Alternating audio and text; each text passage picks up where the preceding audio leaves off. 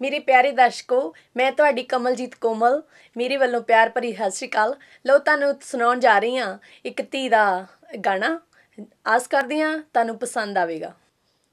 ਧੀ ਜੰਮੇ ਤਾਂ ਮੱਥੇ ਤੇ ਬੱਟ ਪਾ ਲੈਂਦੇ ਨੇ ਮਾਪੇ, ਪੁੱਤ ਜੰਮੇ ਤਾਂ ਗਲ ਦੇ ਨਾਲ ਲਾ ਲੈਂਦੇ ਨੇ ਮਾਪੇ, ਪੁੱਤ ਜੰਮੇ ਤਾਂ ਗਲ ਦੇ ਨਾਲ ਲਾ ਲੈਂਦੇ ਨੇ ਮਾਪੇ।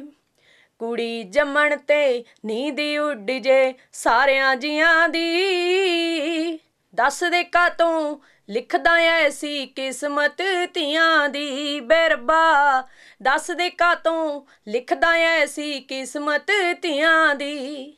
ਪੋਤਾ ਖੇਡੇ ਚੜ ਕੇ ਰੱਬਾ ਮੋਢੇ ਦਾਦੇ ਦੇ, ਮੇਰੇ ਵਾਰੀ ਦੁਖਦੇ ਰਹਿੰਦੇ ਗੋਡੇ ਦਾਦੇ ਦੇ। ਜਿੱਦ ਕਰਨ ਤੇ ਆ ਜਾਂਦੀ ਏ ਸ਼ਾਮਤ ਧੀਆਂ ਦੀ, ਦੱਸ ਦੇ ਕਾਤੋਂ ਲਿਖਦਾ ਐਸੀ ਕਿਸਮਤ ਧੀਆਂ ਦੀ। ਬੇਰਬਾ ਕਿਸਮਤ ਧੀਆਂ ਦੀ।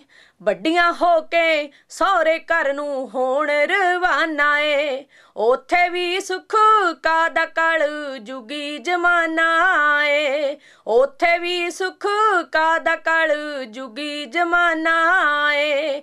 ਐਸੀ ਹਾਲਤ ਹੋਊ ਮੇਰੇ ਵਰਗੀਆਂ ਕਈਆਂ ਦੀ, ਦੱਸ ਦੇ ਕਾਤੋਂ ਲਿਖਦਾ ਐਸੀ ਕਿਸਮਤ ਧੀਆਂ ਦੀ। ਬੇਰਬਾ ਕਿਸਮਤ ਧੀਆਂ ਦੀ। ਸਬੱਦੀ ਵਾਲਿਆ ਕੁੜੀਆਂ ਵਾਜੋਂ ਹੋ ਜੂ ਦੁਨੀਆ ਸੁੰਨੀ, ਪਾਲਿਆ ਨੀ ਫੁਲਕਾਰੀ ਰੱਬਣੀ ਨਾ ਹੀ ਲੱਭਣੀ ਚੁੰਨੀ।